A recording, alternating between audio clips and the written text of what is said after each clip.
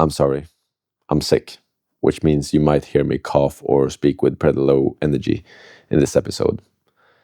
But that's okay, because I know I will bring something valuable to the table anyway. And that's exactly what I want to talk about in this episode. The art of seeing value in everything. Especially setbacks, or when you feel like things are not going your way. It's been a pretty good week, other than that I'm feeling pretty low or sick. I've had a lot of work done. I've been working a lot, and it's been so much fun. But I have also not prioritized my sleep very well. So my immune system is now telling me I need to lay down. I need to sleep. And I can't do anything but listen at this point. So after this week, we'll take a big, deep breath. Are you with me? 3, 2, 1.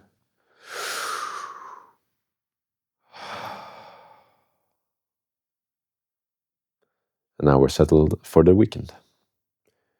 Great. I want to read a little something that I learned the other day, or something that I put in my journal. I wrote it in Swedish, so I'm gonna have to try and translate this. People know what to do, but they don't know. Sorry, I'm gonna take that again. Sorry. People know what to do, but they don't do what they know. It might feel weird why many people know what they should do, but they don't get anything done. The space between knowing what to do and actually doing it is your emotional state. Your emotional state is how you see yourself and how you see the world right now. To just do what feels good in the moment is not enough. Asking questions about whether something is easy or hard right now, that's the wrong question. You want to ask yourself, what is it that I want? And is it worth it?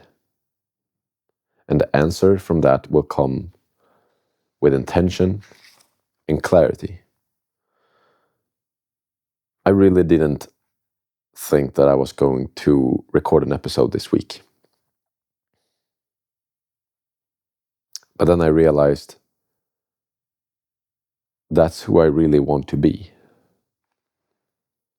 I want to be a person that uploads episodes, that makes a small podcast about something that I find valuable, and just hope that someone else finds it valuable as well. That's who I want to be. And I have trained myself this year to see myself as that person more and more. So when the thought came up to me this week that maybe I shouldn't do this episode, maybe I should just put the camera aside and rest and do nothing,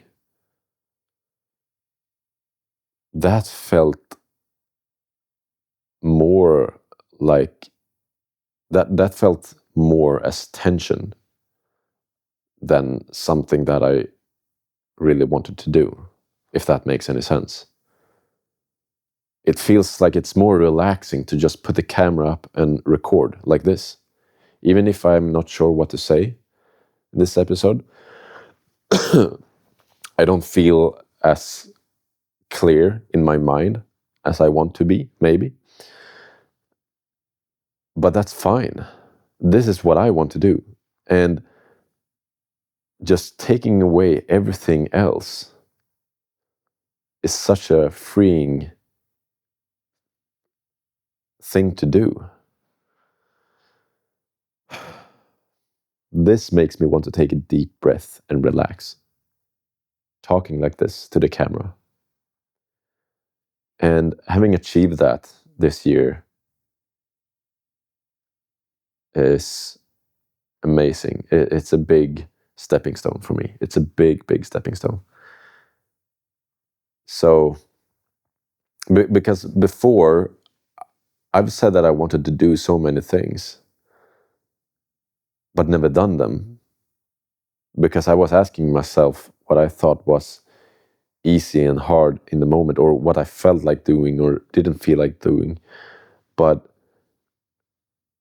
if you want to achieve a certain goal, first of all, you have to set a goal for yourself, what it is that you want, and everything else will become easier. And you might not be 100% sure on what it is that you actually want. In the beginning of this year, I set a goal on what I wanted in my life and tried to work towards that, but I didn't actually know or actually feel what my goal was supposed to be until just a few weeks ago. So it took me a couple of months for me to actually shape that goal into something that I felt was relatable for me in my life and the person that I want to be. So sometimes you just have to set a goal, play with that idea a little bit, and the more steps you take along the way, your goal will become more and more you. Become more and more your goal, rather. So, anyway, thinking about what feels good in the moment, that's gonna be a tough one. It's gonna be so much easier if you can just put your emotional thought about an action aside and just do it anyway, because that's who you want to be.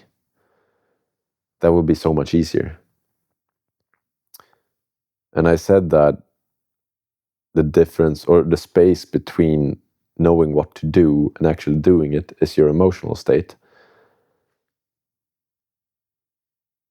That really means that how you feel in the moment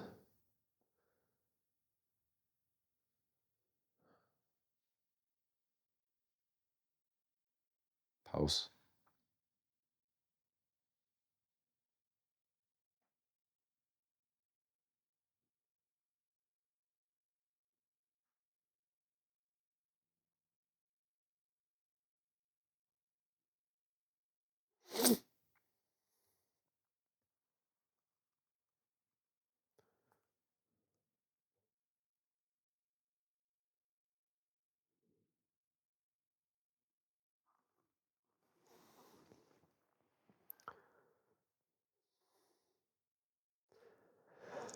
I'm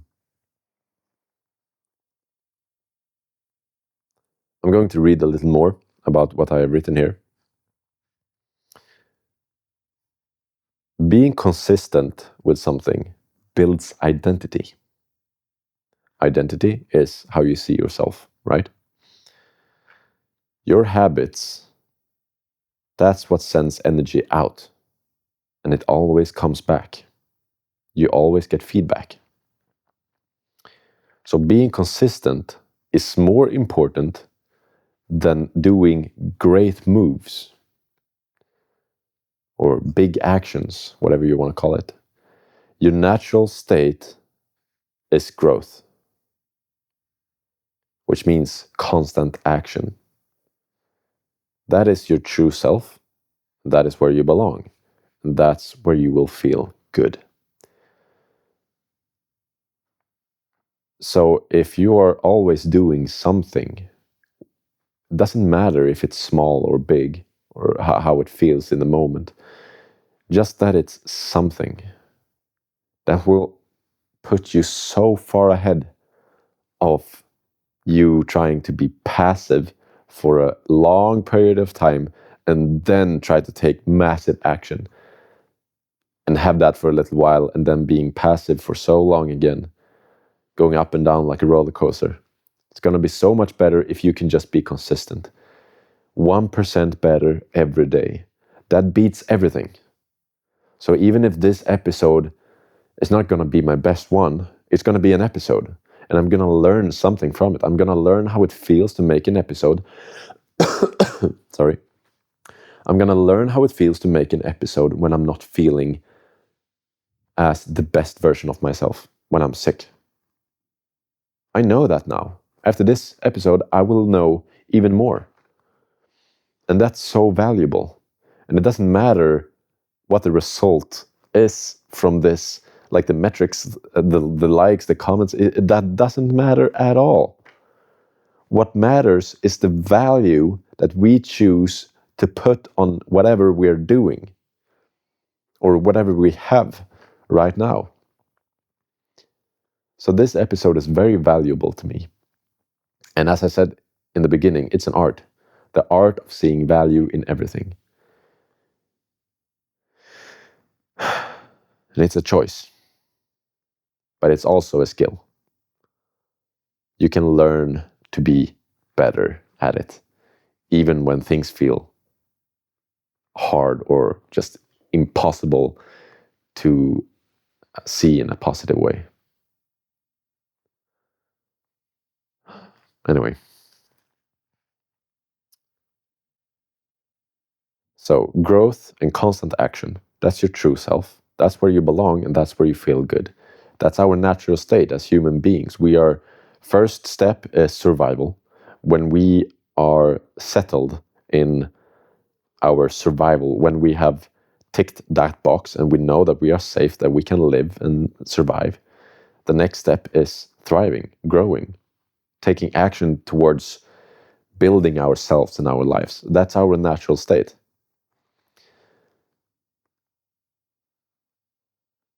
And that's constant. Not being passive and sometimes make big steps or pushing ourselves into making great moves in a short period of time. Your nature is constant learning, testing, and calibrating. If you see yourself as a kid, for example, we usually trust ideas and made up events that we can't even see. And we're taking action on our ideas, even though someone told us that we were not allowed to. Think about this. When we were kids, we sometimes listened to the grown-ups. Sometimes we just didn't listen to the grown-ups. Sometimes we made up an idea in our head and thought, this must be the way. This must be the best thing that I can do in the moment. And we tried it. And we learned something from it, hopefully. In one way or another, there was learning. There was a lesson from that thing that we did. So, and that's how we're born. That's our nature. Trying new things, learning, and then calibrating. Not making mistakes and feel bad about it forever. Learn from them. Make an incorrect step and learn. Think about it. Hey, what happened here? What can I do differently? And calibrate before you take your next step.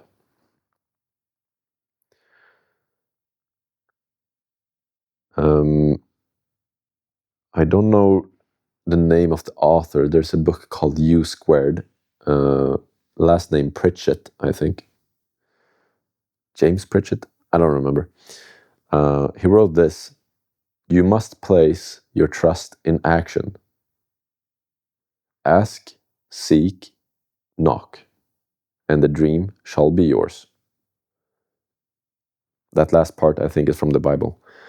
But you must place your trust in action. Ask, seek, knock, and the dream shall be yours. There's just no other way. There is just no other way. If you make so much action for such a period of, for a long period of time, it would be unreasonable. Actually, I'm of the opinion that it would be impossible for you to see a positive change if you have taken action with intent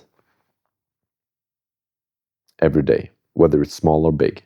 If you've done something intentional towards a goal that you have in your life, small or big, every day, it's inevitable.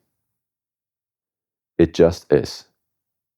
So the question is no longer if. The question becomes when.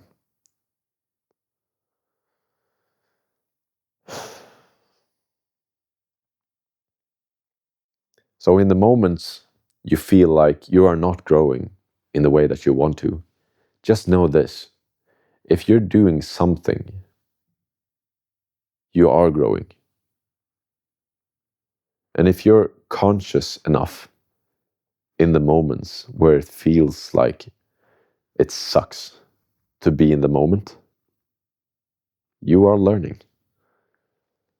And you're taking yourself towards the goal that you have. Now, it's going to be much easier to feel like that if your goal is clear and the vision is not blurry when you try to see your goal. And that also comes from practice. Practice to see your vision, practice to see your goal, and it will become clearer for every day. Write your vision down every morning. 1 month later, I promise you, it will be so much clearer. And the energy that you have towards your goal will be completely different. And that means that the identity you have, which is the way you see yourself, will also be completely different. And that means,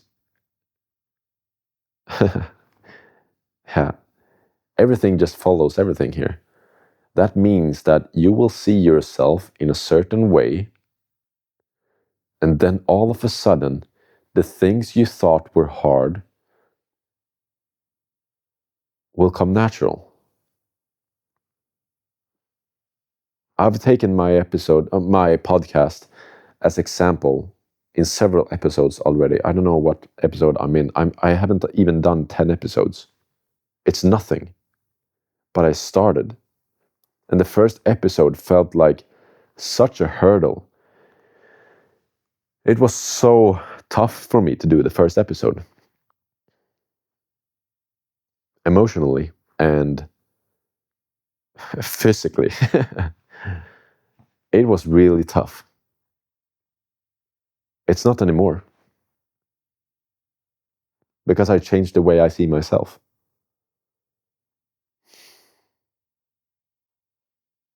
And it comes from proof. Also.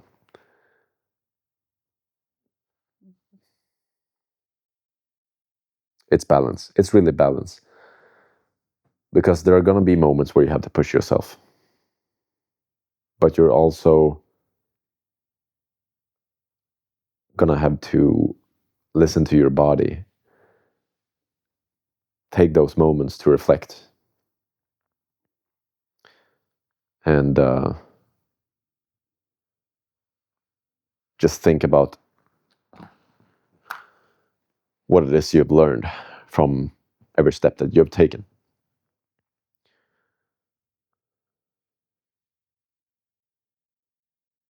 Something that I've learned about this that I am in right now, the part where I can't do very much action, I can mostly reflect, which is also action, of course, but I've learned that there are different seasons in life that come and go all the time.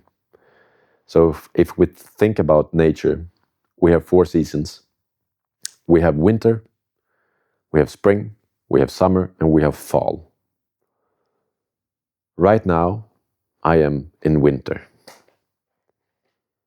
So winter is very still. If you look at winter in Sweden, for example, it's very dull looking. It's very gray. It's very moody. It doesn't look very fun at all. But it does serve a purpose. It's very important. And it's just as important as the summer, which looks like a lot more fun. And it's just as important as fall or spring. It's very necessary. It's very needed. And it's all part of a complete cycle. So winter is really about stillness, about reflecting, maybe meditating if you're into that, about resting, and just using the resources that are available to you right now. Just conserve the energy and build up energy by resting. And then comes spring. Now, transitioning from winter into spring, you are starting to plan a lot more. You're starting to warm up, shake your body a little bit, do some stretching maybe. You're planning, you're creating strategies. You, like if you're into fitness, now maybe you're doing a meal plan, a workout plan. You are preparing yourself for summer. You're planting seeds. You're setting up a good base for yourself to take action on. You are essentially creating, in the beginning of creating habits, we could say. And then when summer comes, it's full action. Full just play mode. Full work mode, whatever you want to call it.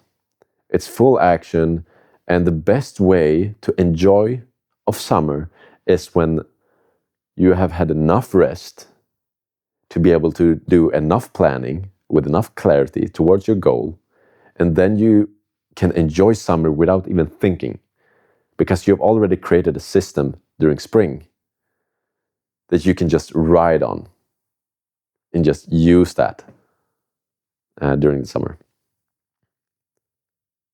And that will, of course, feel like a lot of energy, a lot of happiness, a lot of joy, love, and all of these things that we all want. But then comes a time where we are feeling, all right, we might feel exhausted because we've been doing so much. I was in Bali last year surfing, and you have to sit still waiting for the waves. And then when you see the waves start coming in, you start positioning yourself, you look for the good waves, you feel the board so you know you're in the right position and stuff. Prepare yourself mentally. And then when the ride comes, you start pedaling and you try to stand up, and then you just ride the wave. Riding the wave, that's summer. Full action, full fun, trying to balance everything. But then, summer ends and there's fall. And now you can just reap the benefits, enjoy what has been. Yeah. And then again, winter will come. And that's really how it is in life. It comes and goes all the time. And sometimes you might feel like the summer's, let's just say 6 weeks long. And then winter after that will be like 6 days. You're feeling low, you get a rest, take some time off, a little vacation, and just reflect. And then you'll have a few days getting back online, getting back up, and then boom, summer, full action. And then you'll lay back when you feel a little tired, enjoy it a bit, and then be for yourself a little bit, and then planning again, and then boom, full action. There needs to be a balance that works for you. This is, of course, very individual, but just knowing that it's okay to have these low moments is it's a nice thought. I think it's a very soothing thought, because I've struggled being okay with that before. I really have. I've had a hard time relaxing when my body tells me to relax. And that's not very fun. Just gave me anxiety and stress. I just wanted to do more of nonsense, really, when what I needed was rest, because that's just as important. I mean, you can't build muscle in the gym if you're not resting. That's where the actual building happens. When you're at the gym, you're breaking down muscle fibers, and then by eating and resting, you're using the energy from your food to actually build the muscle, not by actually working out. And that applies to everything. Resting is very important. So a setback is only a setback if it feels like a setback, or if you see it as a setback. But if you can see it as a way to learn something, it's a moment for reflection, really. For reflection and calibrating. That's what it is. And that's how I've learned to see it recently, and that helps so much. I hope this episode gave you some clarity, some value, because it's very valuable to me. And no one commented on my last episode about something that they have learned. But if there's anything that you want to share that you have learned recently, please write a comment in the comment section. It could be anything, big or small. Absolutely anything. Please give me a comment if there's anything that you have learned that you want to share. It's fun to learn as a collective. That's what I think. And yeah, this episode has been about what I've learned recently. So thank you for listening or watching. And I wish you a great weekend or week whenever you're listening to this. Sorry. Thank you and goodbye.